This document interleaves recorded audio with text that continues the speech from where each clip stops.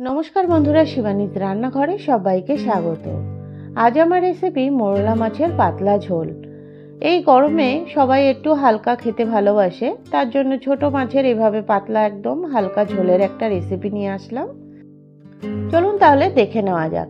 এখানে আমি কিছুটা পরিমাণ ডাঁটা নিয়ে নিয়েছি, আর একটা মিডিয়াম সাইজের আলু এভাবে পাতলা করে একটু লম্বা করে কেটে নিয়েছি, আর নিয়েছি দুটো পটল এভাবে পাতলা পাতলা করে কেটে নিয়েছি, আর দুটো কাঁচা লঙ্কা। আর এখানে নিয়ে নিয়েছি মোরলা মাছ। দেখুন, মোরলা মাছটা ভালো করে কেটে ধুয়ে আমি জল ঝরিয়ে পরিষ্কার করে নিয়ে নিয়েছি। তারপরে মাছগুলোতে 1 চামচ মতন নুন দিয়ে দিলাম, আর 1 চামচ মতন আমি হলুদ গুঁড়ো দিয়ে দিচ্ছি। তারপরে হাতের সাহায্যে এভাবে নুন হলুদ মাছের সাথে ভালো করে একটু মিশিয়ে নিলাম। এভাবে মিশিয়ে আমি 10 মিনিটের জন্য একটা সাইডে রেখে দেব।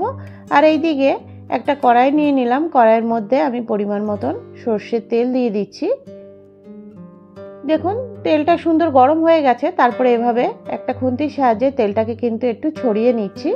আর ছোট মাছ ভাজলে সব সময় তেলটা একটু কিন্তু খুব গরম করেই নিতে হবে। তারপরে মাছগুলো দিয়ে দিলাম। দেখুন, মাছগুলো দিয়ে কিছুক্ষণ পরে এভাবে একটু উল্টে দিচ্ছি। দেখুন, এভাবে নাড়াচাড়া করে মাছগুলোকে কিন্তু আমি ভালো করে ভেজে নিচ্ছি। আর আমি কিন্তু এই ছোট মাছ বেশি কড়া করে ভাজবো না, আপনারা আপনাদের পছন্দ মতন ভেজে নেবেন।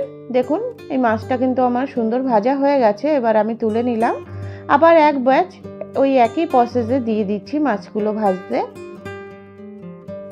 কিছুক্ষণ পরে দেখুন, মাছের একটা সাইড ভাজা হয়ে গেছে। আবার একটু উল্টে দিলাম মাছগুলোকে, আরেকটা সাইড যাতে সুন্দর ভাজা হয়ে যায়। এভাবে নাড়াচাড়া করে মাছগুলোকে কিন্তু সুন্দর ভেজে নিয়েছি। তারপরে আমি সব মাছগুলোকে এভাবে তুলে নিলাম। এবার ওই একই তেলে আমি 1/2 টিস্পুন মতন কালো জিরে দিয়ে দিচ্ছি ফোড়নের জন্য। ফোড়নটা সুন্দর ভাজা ভাজা হয়ে আসলে আমি যেই সবজিগুলো নিয়েছিলাম সব সবজিগুলো দিয়ে দিচ্ছি।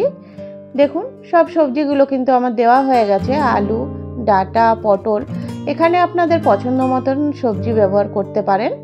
তারপর এখানে 1/2 টিস্পুন মতন নুন দিয়ে দিলাম, আর 1/2 টিস্পুন হলুদ গুঁড়ো দিয়ে দিলাম। তারপর একটা খুন্তির সাহায্যে এভাবে নাড়াচাড়া করে মিশিয়ে নিচ্ছি। দেখুন, সবজিগুলোর সাথে সবজিগুলো হালকা ভেজে এখানে আমি 2 টিস্পুন মতন আমি কাঁচা লঙ্কা বাটা দিয়ে দিচ্ছি, আর এখানে দিচ্ছি 1 টিস্পুন মতন জিরের গুঁড়ো। আপনারা চাইলে এখানে জিরের গুঁড়োটা বাটাও দিতে পারেন, জিরেটা।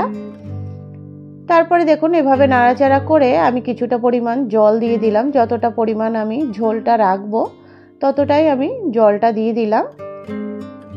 তারপর দেখুন, ঝোলটা সুন্দর ফুটে উঠেছে। এভাবে আমি 5 থেকে 6 মিনিটের জন্য একটু ঢেকে দিয়েছিলাম। ঢাকা খুলে দেখুন,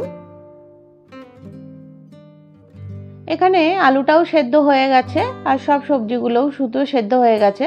তারপরে যে ভেজে রেখেছিলাম মাছগুলো, ওই মাছগুলো দিয়ে দিলাম।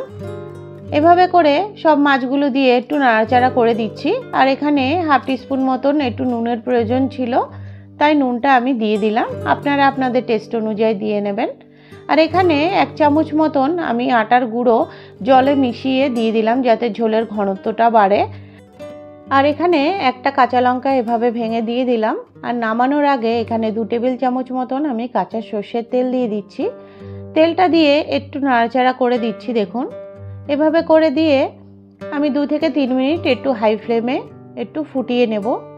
তারপরে বন্ধ করে দিচ্ছি একদম ফ্লেমটা। দেখুন কতটা সুন্দর হয়েছে। এভাবে করে অবশ্যই একবার দেখবেন বন্ধুরা।